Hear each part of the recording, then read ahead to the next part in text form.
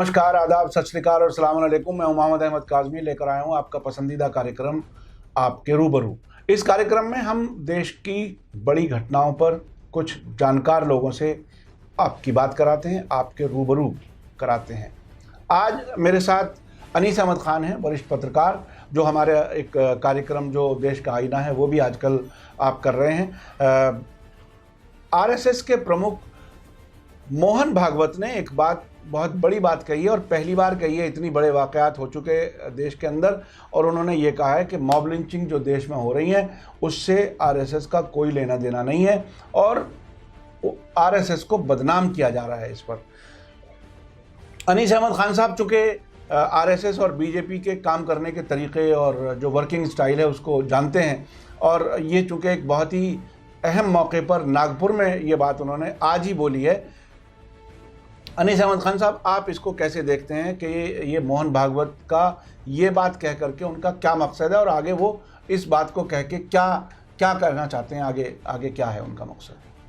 काज़मी साहब, जो विजयदशमी है जिसको दशहरा भी कहते हैं, इसके दिन इनकी 1925 में आरएसएस की बुनियाद पड़ी थी। हाँ। पहली बार इसमें शस्त्र पूजन भी हो जाता है। शस्त्र माने इसको शस्त्र, हथियारों की पूजा भी करते हैं। हाँ। अपने हथियार रख के खुलेआम पूजा करते हैं। इसको अहिंसक ये कहते हैं हम हैं, लेकिन शस्त्रों की पूजा करते हैं। क्यों करते हैं? तो ये आरएसएस वाले पूजा करते हैं। आरएसएस के लोग, ये हिंदू लोग सब नहीं। नहीं, वो तो ये कहते हैं सब हिंदू है, लेकिन हिंदुओं का उससे कोई मतलब नहीं। हाँ। आरएसएस शस्त्र पूजा करती है। हाँ। पूरे शस्त्र रख के ये उसका हमारे डिफेंस मिनिस्टर भी रफाल लेने के लिए गए हुए हैं। वो भी शस्त्र पूजा वहाँ कर रहे हैं। वो रफाल की पूजा कर रहे हैं वहाँ पे जाके। ये जो सावरकर है वो कहते थे कि हिंदू धर्म जो शस्त्र और शास्त्र दो से मजबूत है। शास्त्र माने लिटरेचर यानी एपिक्स, जो धार्मिक किताबें हैं, और शस्त्र माने हथियार से मजबूत होता है। वो उनका कहना था, तभी से इन्होंने शुरू किया इसको। इसमें हर साल जो आरएसएस चीफ होते हैं वो अपना भाषण देते हैं साल में एक बार। उसको बड़ा माना जाता है कि ये वो अपना यानी पॉलिसी स्टेटमेंट होती है। हाँ। वो देते थे। पहले तो जब सरकार बीजेपी की नहीं थी, हाँ, खासतौर पे मोदी जी की सरकार नहीं थी, तब तक तो सिंपल हो जाता था। अब तो उसका बड़े फैन फेयर होता है। हाँ। इसका तो लाइव टेलीकास्ट भी होता है। हाँ। दूरदर्शन वगैरह पे अब तो, और चैनल्स पे भी लाइव टेलीकास्ट होता है। विज्ञापन भी उनमें भरे हुए होते हैं, क्योंकि आरएसएस की वो स्थिति नहीं रही है जो पहले हुआ करती थी। इनमें यहाँ जो बयान देते हैं उसकी एक महत्व होती है ये जो, और वो एक तरह से सरकार को भी कोई एक तरह से गाइडलाइन तो सरकार को हरदम देते ही रहते हैं, लेकिन इस वक्त समझा जाता है कि वो सरकार को गाइडलाइन नहीं। इसमें सबसे बड़ी बात है, इन्होंने वैसे तो कहा धारा 370 हटाई गई है। ये एक बहुत ही हिम्मत वाला कदम उठाया गया है। वो इसको बनाए रखना चाहिए, इससे देश में तरक्की होगी। कश्मीर के अभी ये इन्होंने ये नहीं बताया कि पूरे 2 महीने से ज़्यादा हुआ है, कुछ दिन वहाँ पे लॉकडाउन चल रहा है, कर्फ्यू जैसी स्थिति लगी हुई है। तो 370 हटाने से फ़ायदा क्या हुआ है? हाँ, फ़ायदा तो तब होता था हमने यहाँ दिया वहाँ से हटा लिया। आप एक तरफ इमरजेंसी की बुराई करते हैं, इंदिरा गांधी की जो 77 की, एक तरफ ये लॉकडाउन किए हुए हैं और 370 हटाने की इस तरीके से उसको महिमा मंडित करते जा रहे हैं। दूसरी बात जो इन्होंने कही है, जो दुनिया जानती है कि मॉब लिंचिंग में बजरंग दल के लोग शामिल होते हैं, विश्व हिंदू परिषद के लोग शामिल होते हैं। बजरंग दल आरएसएस से बाकायदा अब ये कहते हैं कि नहीं, बजरंग दल विश्व हिंदू परिषद की एक शाखा है, विश्व हिंदू परिषद अलग है, लेकिन पैदा कहाँ से हुई है? हाँ।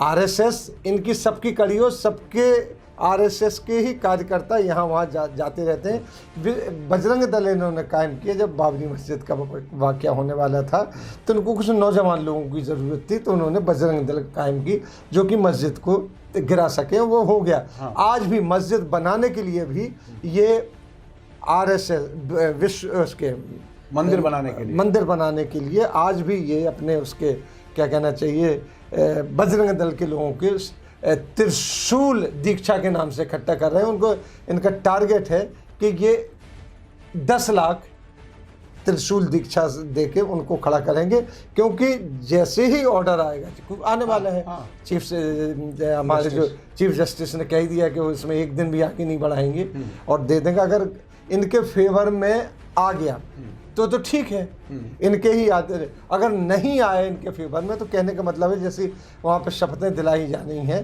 त्रिशूल दीक्षा देंगे, त्रिशूल के सारे लड़ाई टिंडाइट ऐसा होता है, त्रिशूल दिखा हुआ कि मंदिर तो बनाएंगे ही हम, इस तरीके के बयान आने लगे हैं। तो अब उसको चीफ मिनिस्टर कह रहे हैं, योगी जी का भी बयान, योगी का बयान आ गया। लेकिन ये तो आप देखिए त्रिशूल दीक्षा चल रही है, पूरे उत्तर प्रदेश में चल रही है, और कम से कम इन लोगों ने 1-1.5 लाख लोगों को ट्रेंड कर दिया है। उसमें से इनका मकसद ये है कि धीरे धीरे उनको बुला के वहाँ बिठा लेंगे और मंदिर के उसके बाबरी मस्जिद जो भी जैसा भी डिसीजन आएगा उसके अकॉर्डिंगली ये वो करेंगे।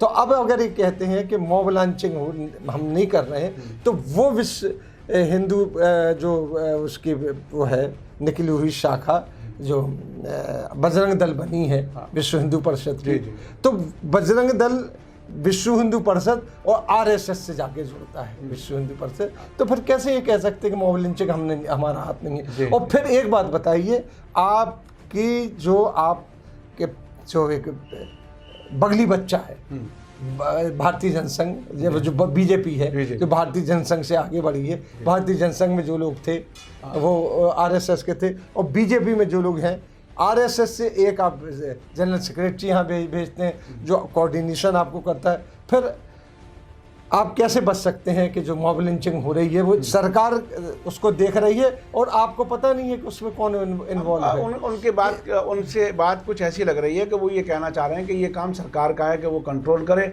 और जो कानून को मेंटेन करने वाले लोग तो भाई काजमी साहब, मैं कता कलामी आपकी बात काटने से तो हमारे मोदी जी तो 2-3 बार इस पर दुख जतला चुके हैं कि मॉब लिंचिंग मेरे दिल को लगती है, मॉब लिंचिंग वालों का मैं मुंह नहीं देखना चाहता हूं। लेकिन इसके बीच में उन पुलिस वालों के खिलाफ कभी कोई कार्रवाई नहीं होती जो मजलूम की फैमिली के ही लोगों के खिलाफ एफआईआर करते हैं और उन पे मुकदमे लागू करते हो। यहाँ तक कि आपकी ही पार्टी के जो मंत्री हैं भारतीय जनता पार्टी के, उनको मिठाई खिलाते हैं, उनको हार पहनाते हैं, इसके बावजूद भी आप मोहन भागवत जी खुले स्टेज पर एक किस्म से आंखें चुरा रहे हैं कि मॉब लिंचिंग से हमारा कोई मतलब नहीं है। ये कैसे हो सकता है? तो इससे बड़ा झूठ तो हमारे ख्याल में कोई बोल नहीं सकता था। या तो इनको बिल्कुल शांत हो जाना चाहिए था, क्योंकि इनकी आरएसएस की और फिर जो आरएसएस प्रमुख जितने रहे उनकी बड़ी इज्जत होती थी, क्योंकि वो नॉन पॉलिटिकल होते थे, उनकी एक आइडियोलॉजी होती थी। लेकिन अब इस तरीके के सरकारी बयान देना है तो सरकारी बयान है। ये तो मोदी जी भी कहते इस तरीके से धारा 370 के लिए। और मोदी जी की बात छोड़िए, हमारे जो अमित शाह जी हैं वो तो इसी काम पे लगे हुए कि जगह जगह जाके 370 करें। उन्होंने तो यहाँ तक कर दिए। उन्हें जेपी नड्डा लगे हुए हैं। जेपी नड्डा तो ये कह रहे हैं कि बच्चों की क्लासेस में भी अब 370 पढ़ाई जाएगी कि किस तरीके से हटने से वो हुआ। वो तो ये कह रहे हैं आपके जो अमित शाह जी हैं कि अब तो हम जो कश्मीर के लोगों की छतें सोने की बनवा देंगे, इतना इस तरीके से प्रॉस्पेरिटी वहाँ भेजेंगे। हालांकि हालत ये है कि सेब तो बाहर नहीं निकल पा रहा, उनका सड़ा पड़ा हुआ। बताया जाता है कि बहुत से लोगों को गिरफ्तार किया गया है। लीडर्स जो हैं वो घर से नहीं निकल पा रहे। कोई मुलाकात होती है उसमें भी खुल करके वो बात भाई, अब कैसे छुपाएंगे? फारूक अब्दुल्ला से मिलने के लिए परमिशन से जा रहे हैं लोग। जी। और फारूक अब्दुल्ला की सिर्फ फोटो आ रही है, उसके साथ जो मिलने गए उनकी फोटो उतनी क्लियर नहीं दी जा रही है। अब बताइए, महबूबा मुफ्ती ने मिलने से मना कर दिया, वो तो सही हुआ। महबूबा मुफ्ती ही अपने कंधे में सवार करके इनको बीजेपी वालों को कश्मीर के अंदर ले गई थी।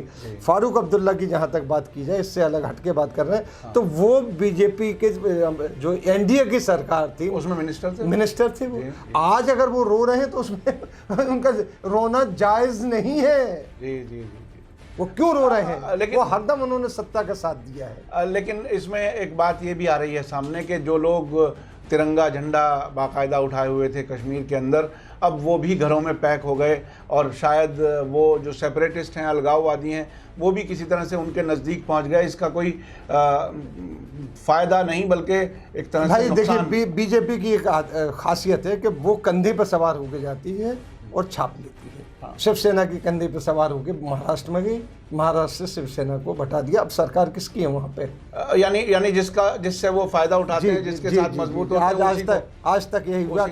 अकाली दल के कंधे पे बैठ के पंजाब में गई थी, अकाली दल को साइड किया, कांग्रेस आ गई उन्हीं के झगड़े से, कांग्रेस आ गई। लेकिन ये इनकी है, कश्मीर में ये अकेले कभी नहीं गए, जम्मू तक सीमित रहते थे, जम्मू से अंदर नहीं गए। लेकिन महबूबा मुफ्ती ने तो यहाँ तक कह दिया था कि अब तो सारी प्रॉब्लम सॉल्व हो जाएंगी, जो मोदी जी प्रधानमंत्री हैं और हमने जो सरकार बनाई है उनके साथ मिलके, तो देख लीजिए प्रॉब्लम कैसे सॉल्व हो रही है। तो अब ये आगे इसका क्या मकसद होता है? आरएसएस के प्रमुख ने जो ये बयान दिया है, अब ये आगे क्या चीज़ होगी? किस वजह से इन्हें बयान देना पड़ा? पिछले कई साल से ये मॉब लिंचिंग के वाकयात हो रहे हैं, सैकड़ों लोग कमोबेश। अब साहब ये कह रहे हैं कि ये घटनाएं संघ को से लेना देना नहीं है और आरएसएस को बदनाम करने की साजिश है। तो आज क्यों बोल रहे हैं आप? जी मैं वही मैं आप अगर आपका जो आरएसएस का काडर है, जिस तरीके से आपके लोग कहते हैं कि एक दिन पूरा देश संघ का हो जाएगा, संघ का मेंबर हो जाएगा, तो आप ऑर्डर क्यों नहीं देते हैं कि मैं आरएसएस की शाखाओं में आरएसएस के जो हमारे मेंबर्स हैं उनको मैं ऑर्डर देता हूं कि जहां मॉब लिंचिंग हो रही हो वहां जाके उन मॉब लिंचिंग वालों को पकड़िए और थाने ले जाइए, मॉब लिंचिंग आज बंद हो जाएंगी। तो ऐसा कभी हुआ नहीं। तो अब ये इलेक्शन के पास जो ये बात कही है, क्या इसमें इलेक्शन में कोई फायदा उठाने की कोशिश है? बिल्कुल 100% बीजेपी को फायदा पहुंचाने के लिए ये कि मुस्लिम जो वोटर्स हैं उनको कंफ्यूज करने के लिए, कम से कम मुस्लिम वोटर तो कंफ्यूज ही नहीं हुआ, वो तो सुन्न बैठा हुआ है, उसकी तो बात ही ना कीजिए। लेकिन हाँ, आरएसएस का जो काडर है वो हरावल दस्ता है। हरावल दस्ता आप जानते हैं, जो एडवांस पार्टी है बीजेपी की। मैंने खुद देखा गुजरात में कि जब मोदी जी भाषण देने जाते थे तो उससे आगे जहां उनको भाषण देने जाना होता था वहां आरएसएस के वर्कर पहले से पहुंचे हुए होते थे और वो वहां पे जाके ये फैलाते थे जो बातें कि देखिए अगर कांग्रेस जीत जाएगी तो यहाँ पे मुसलमान आ जाएंगे तो आपकी औरतों के ऊपर हाथ डालेंगे, तमाम चीज़ें वो भाषण में बोलते थे। फिर वो आगे जाते तो उनके लिए फील्ड तैयार होती थी और वो कुछ दस्ता पीछे चलता था। तो ये हरावल दस्ते हैं। और वो जो भीड़ बैठती थी, जो मोदी ये जो करते थे, ये भी वही लोग हैं। और वो तो रिकॉर्डेड भी आपने देखा होगा, फुटबॉल मैच होता है तो पीछे की तरफ से आवाज़ आती रहती है, वो सारी रिकॉर्डेड होती। तो इतना तो अब इलेक्ट्रॉनिक में है तो जानते हैं। लेकिन RSS is the backbone of the BJP. और आप देखिए मोदी साहब आरएसएस से निकले हुए हैं।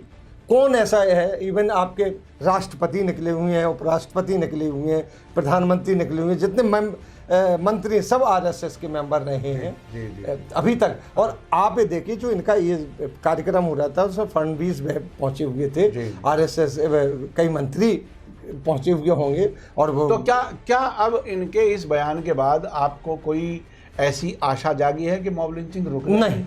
नहीं कोई असर। हाँ, वक्ती तौर पे रुकी हुई है मॉब लिंचिंग, क्योंकि चुनाव चल रहे हैं, राम मंदिर का मुद्दा आ रहा है। मॉब लिंचिंग रुकी इसलिए है कि साहब मॉब लिंचिंग में जितने लोग लगे थे उन्होंने उसको खींच के मंदिर निर्माण की तरफ ले गए हैं। जो भी इनका एलिमेंट लगा था, जिनको हम कह रहे हैं कि त्रिशूल दीक्षा वाले, आप ये देखिए मॉब लिंचिंग बंद है और लव जिहाद बंद है और वो क्या कहना चाहिए, दूसरी बहुत सी चीज़ें जो ये करते थे आजकल रोकी हुई हैं।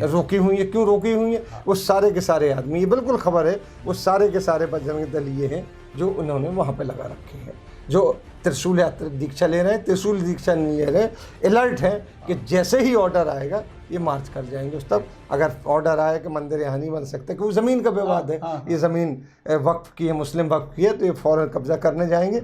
और अगर आ गया तो बनवाने के लिए खड़े हो जाएंगे। देखिए हम लोगों ने इतनी जल्दी खड़ा कर दिया क्योंकि ईंट बनी हुई रखी है, बस जुड़ना है वहाँ पे। जी।